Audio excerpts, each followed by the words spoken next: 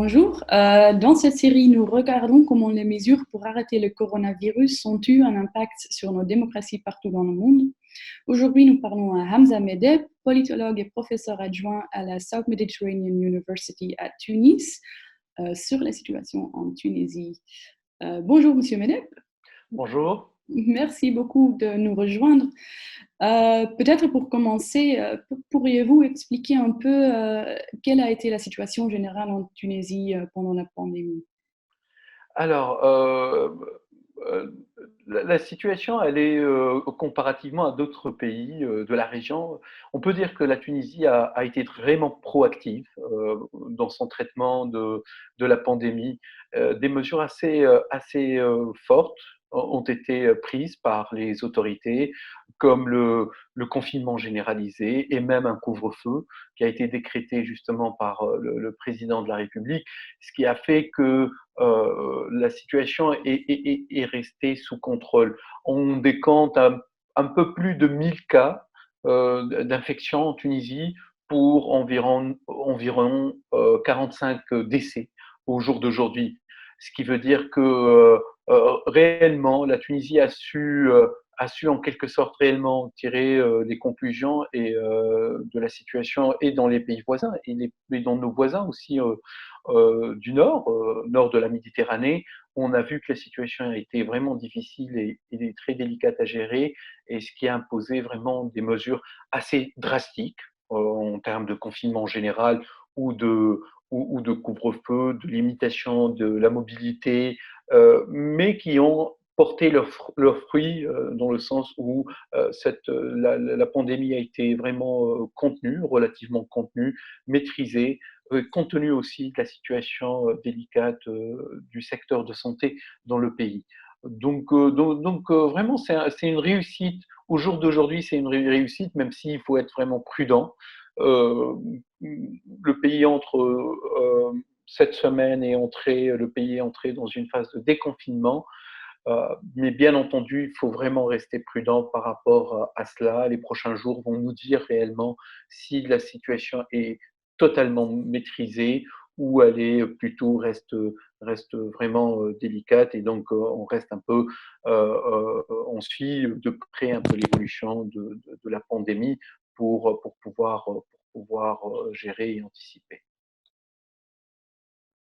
Oui, et pour le gouvernement, ça a été vraiment un baptême de feu. C'est un nouveau gouvernement depuis février.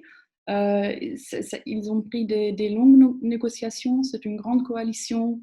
Ce sont des partis très différentes qui sont réunis sous l'objectif de tenir les promesses ou de réaliser les promesses de la révolution.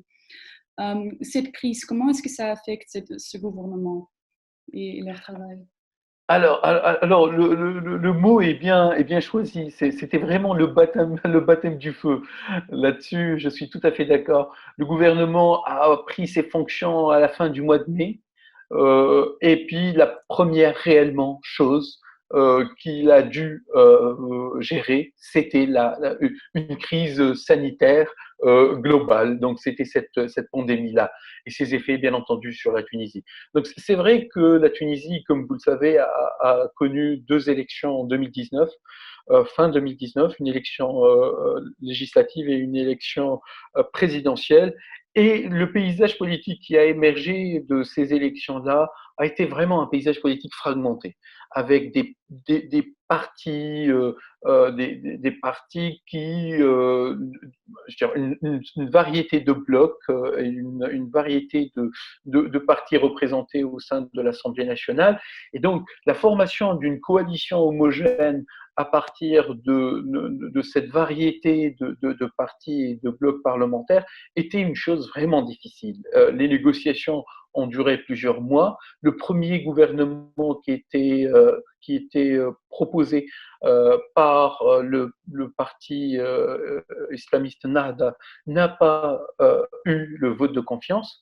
Donc on est passé à la deuxième phase prévue par la Constitution, qui est que le président choisisse, nomme un premier ministre qui aura à charge de former un gouvernement. Ça a été le cas avec l'actuel Premier ministre Elias Farfer, nommé par le président Kais Saied, et la tâche n'a pas été facile, parce qu'il faut le dire que vraiment un Parlement fragmenté, un Parlement aussi où il y a très peu de convergence entre les partis, les blocs qui le composent. Donc c'était vraiment une situation assez délicate à gérer. Finalement, un gouvernement un minimum commun entre les partis a pu être trouvé et un gouvernement a pu être formé. C'était la dernière solution avant la dissolution du Parlement et avant d'aller à des élections anticipées. Donc finalement, le vote de confiance a eu lieu au mois de février et le gouvernement a pris ses fonctions fin février. Première expérience, donc déjà arrivé vraiment au pouvoir, première expérience, ça a été vraiment de gérer cette crise du Covid-19. Et je dois dire que, paradoxalement, cette crise s'est révélée réellement un élément qui a cimenté ce gouvernement. C'est vrai qu'il est composé de différents partis, c'est vrai qu'il est composé de partis qui n'ont pas ou qui trouvent difficilement des terrains de convergence entre eux. Par contre, la crise a été un moment si délicat et si important qu'ils ont été obligés pendant quasiment 2 mois à mettre de côté les divergences et à mettre de côté les dissensions et les tensions pour réellement se saisir et s'occuper de cette crise importante et dont ses conséquences aussi économiques et sociales. Donc là-dessus, on peut dire que le gouvernement, cette crise a été le baptême du feu du gouvernement et le gouvernement s'est révélé en quelque sorte lors de cette crise. Ça a permis d'aller au-delà un peu des divergences et des dissensions.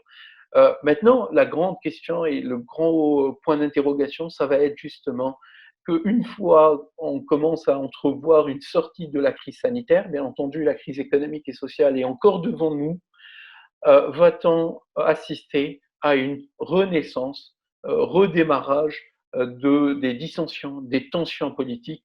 Il y a déjà des signes qui commencent à apparaître, à émerger, des tensions qui ont pointé du nez en quelque sorte, pas plus tard que la semaine dernière.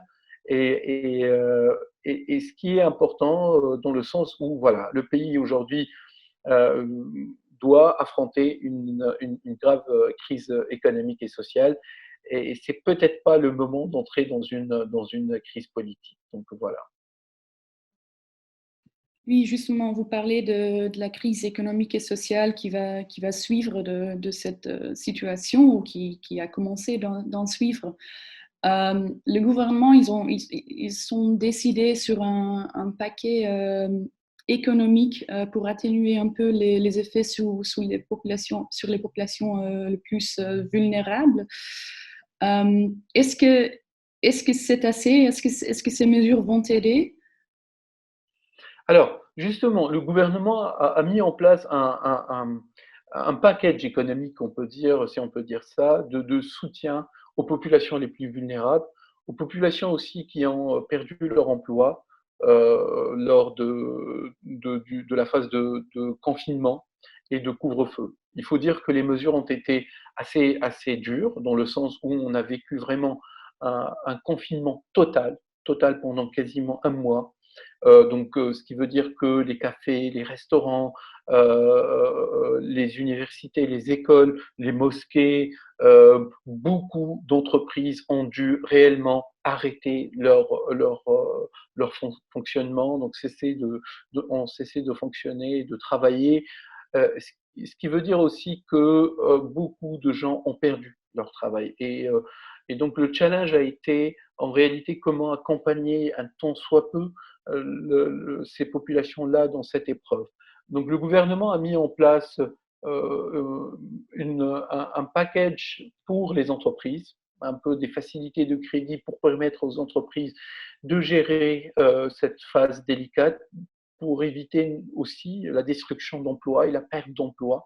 Il a mis en place aussi des aides des aides sociales qui sont en réalité symboliques de l'ordre de 200 dinars par personne. 200 dinars, c'est à peu près 70 dollars par personne, donc c'est tout à fait symbolique. Voilà, quand on sait que le salaire minimum en Tunisie est 350 dinars, c'est vraiment des aides ponctuelles et symboliques, surtout pour les familles nécessiteuses et pour une bonne partie de la population qui a été directement affectée. Et il faut dire, peut-être là, il faut mentionner un élément extrêmement important, c'est que, euh, c'est que 50% de la population travaille dans le secteur informel. Donc 50% de la population n'est pas réellement protégée par les systèmes de sécurité, de sécurité sociale. Donc c'est des gens, pour la plupart, qui vivent ou qui gagnent leur vie au quotidien, donc dont la capacité aussi de résister financièrement à de longues périodes de confinement est très limitée, extrêmement réduite. Donc ça a été réellement un enjeu. Et bien entendu, la mise en place de tous ces dispositifs-là ont montré aussi les défaillances qu'a le pays en termes de identification des populations vulnérables, des populations pauvres. Donc il fallait recouper des bases de données, il fallait exactement identifier les populations par catégorie, bien entendu, sociale, par région, par catégorie professionnelle et nature d'activité. Ça a été un exercice pas facile, mais c'était un exercice, on va dire, très important pour la Tunisie parce que recouper les bases de données était un élément tant attendu, qu'on a attendu pendant longtemps, qui a été retardé. Il fallait vraiment développer une meilleure connaissance sur la population, sur ses besoins. Et au final, la semaine dernière, une réforme qui a été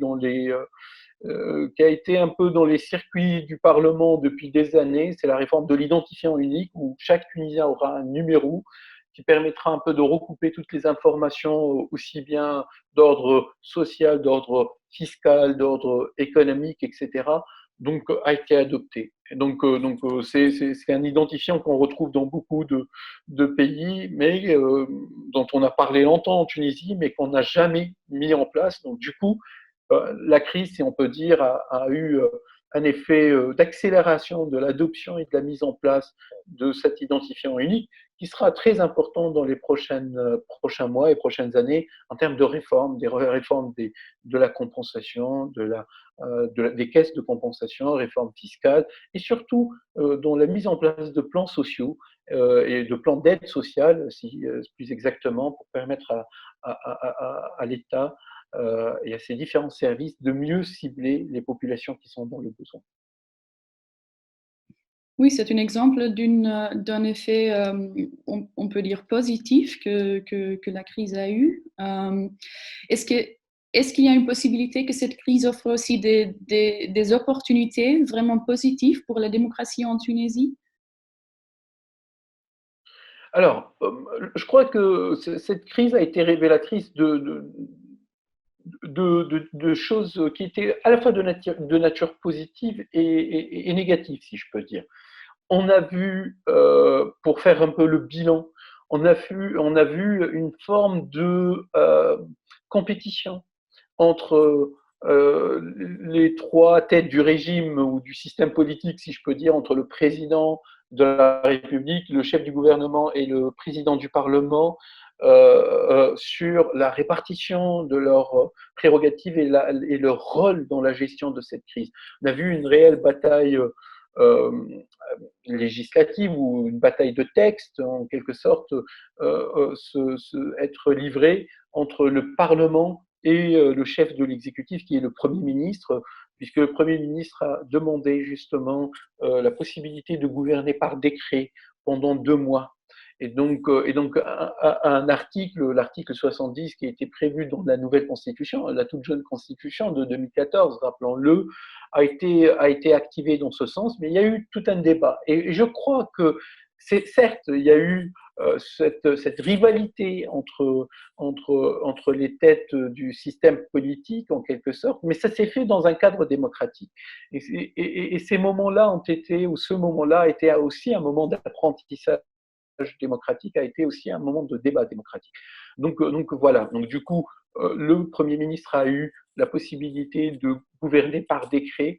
Par contre, tout le débat était de limiter l'étendue de l'application de ces décrets-là, la durée aussi, c'était des éléments, c'était un peu des éléments très importants. Donc sur ça, il y a eu du positif et du négatif en quelque sorte. On a vu par contre aussi, la crise a été un révélateur extraordinaire de l'énorme inégalité qui existe dans le pays. Par exemple, sur l'accès à la santé. On a vu des régions entières sans aucun lit de réanimation. Vraiment, les régions de l'intérieur et du sud du pays sans aucun lit de réanimation.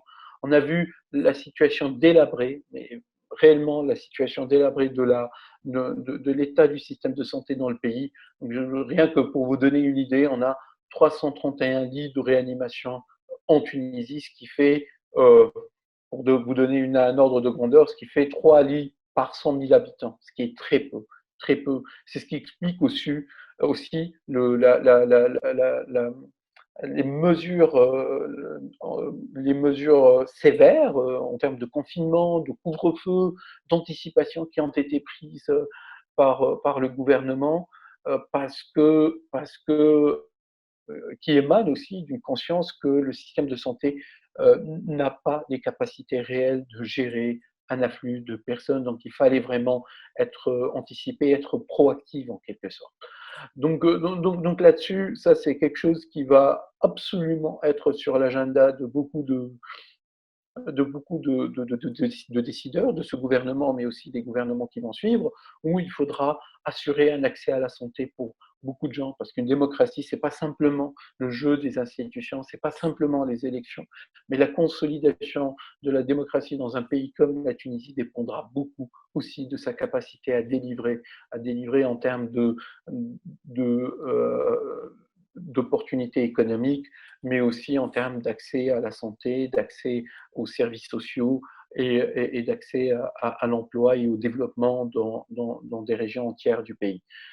Je pense en cela, la démocratie a été révélateur. Et bien entendu aussi, la démocratie a été révélateur de certaines faiblesses dans le pays, de certaines luttes entre des groupes d'intérêt, entre, par exemple, certains représentants du secteur privé qui ont défendu leur position ou leurs privilèges alors que le moment exigeait une forme de solidarité. Donc en cela, c'était très important que, en quelque sorte, c'était très important de cerner et d'identifier un peu tous ces aspects-là qui ont été révélés par la crise tout au long de ces derniers mois.